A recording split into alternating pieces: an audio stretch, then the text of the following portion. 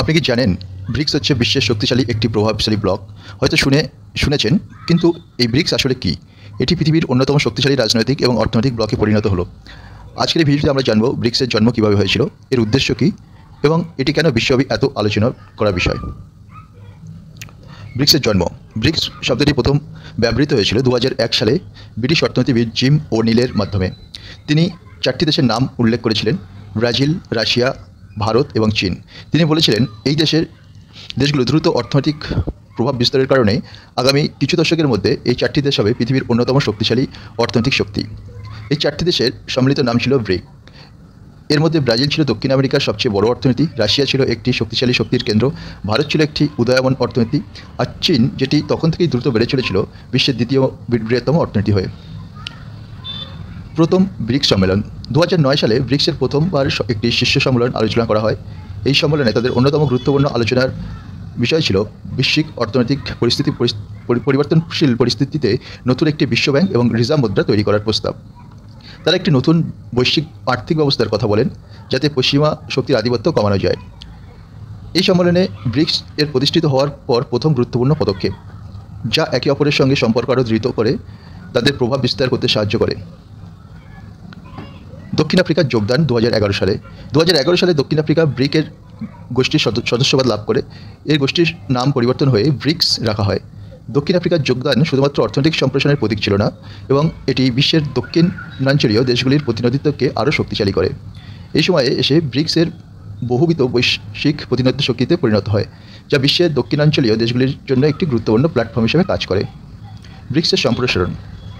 2023 সালে ব্রিক্স আরও 6টি নতুন সদস্যকে গ্রহণ করে: সৌদি আরব, ইরান, সংযুক্ত আরব আমিরাত, মিশর, ইথিওপিয়া এবং আর্জেন্টিনা।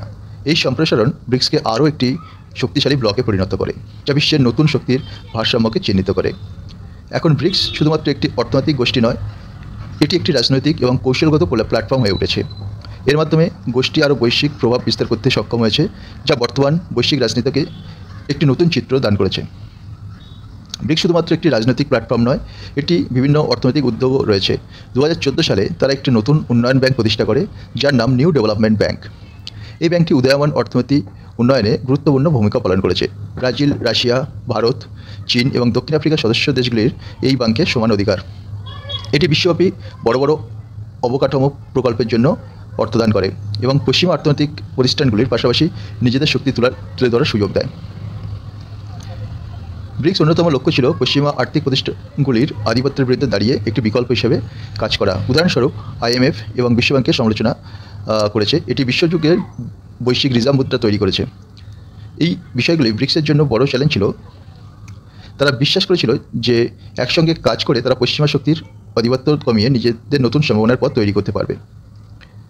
রাশিয়া এবং চীনের ভূমিকা। বিশেষ করে 2022 সালে রাশিয়া ইউক্রেন আক্রমণের পর ব্রিক্সের উপর ভূমিকা আরও শক্তিশালী করা হয়।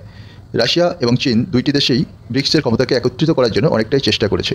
তারা মনে করে পশ্চিমা অর্থনৈতিক এবং রাজনৈতিক ব্যবস্থার বিরুদ্ধে একটি শক্তিশালী প্রতিরোধ গ্রহণ করা প্রয়োজন।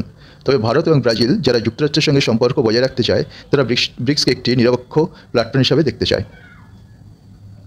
তবে ব্রিক্সের ভবিষ্যৎ এখনও অনেকটাই অনিশ্চিত। চীন ও রাশিয়ার দ্রুত সম্প্রসারণ চাইলেও ভারত এবং ব্রাজিল নিজেদের অবস্থান নিরাপদ রাখতে চায়। এছাড়া কিছু দেশের অর্থনৈতিক সমস্যা এবং রাজনৈতিক অস্থিরতা ব্রিক্সের শক্তিশালী ঐক্যকে চ্যালেঞ্জ করতে পারে, কিন্তু এই গোষ্ঠী ভবিষ্যতে কীভাবে নিজেদের অবস্থান দৃঢ় করবে তা সময়ই বলে দেবে। ব্রিক্সের নতুন সদস্য এবং তার ভবিষ্যৎ। বর্তমানে ব্রিক্সের নতুন সদস্য গ্রহণ করেছে এবং ভবিষ্যতে আরও দেশ যোগ দেওয়ার আগ্রহ প্রকাশ করেছে। এই সম্প্রসারণ ব্রিক্সকে আরও শক্তিশালী এবং প্রভাবশালী করে তুলতে পারে। এটি গোষ্ঠীর অভ্যন্তরীণ মনোভাবকেও বাড়িয়ে দিতে পারে। নতুন সদস্যরা ব্রিক্সকে একটি নতুন দেশে নিয়ে যেতে পারে, কিন্তু একই সঙ্গে ঐক্য এবং সমন্বয়ের চ্যালেঞ্জকেও বেড়ে যেতে পারে। কনক্লুশন: ব্রিক্স তার সদস্যগুলোর জন্য এক সুযোগ এবং চ্যালেঞ্জের মিশ্রণ।